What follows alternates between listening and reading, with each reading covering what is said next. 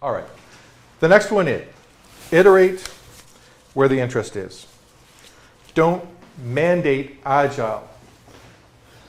Mandate. That was a word that we talked about earlier, probably yesterday. That was a red list word.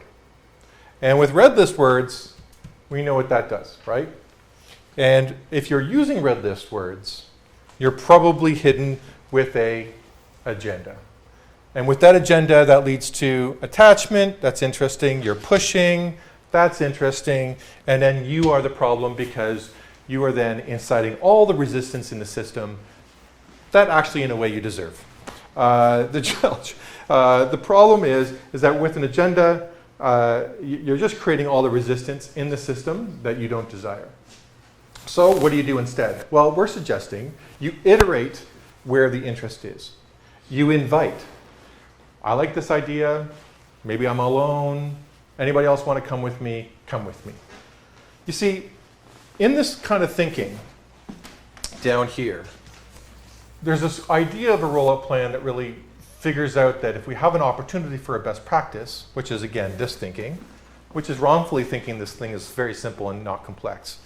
But if we have a best practice, or we can figure out a new way of doing things, or we have the Spotify model, all we've got to do is roll this thing out.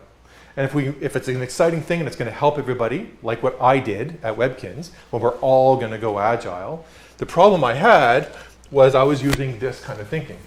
And I thought, well, if Agile is the right thing for us to do, we all have to do it. And you know what? If there's a procedural change to the payment system, if there's a procedural change to the way in which we're going to operate together with clients or internally in some kind, it's just all procedural, then it makes sense that we all have to follow it. If we're going to process payroll differently over here than we do over here, we're just going to cause a lot of chaos and problems. The thing with Agile is that it's not like that at all.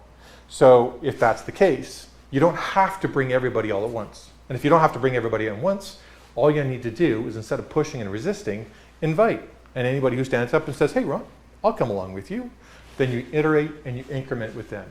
You iterate by supporting their growth and how they continue to evolve and figuring out what it really makes for them.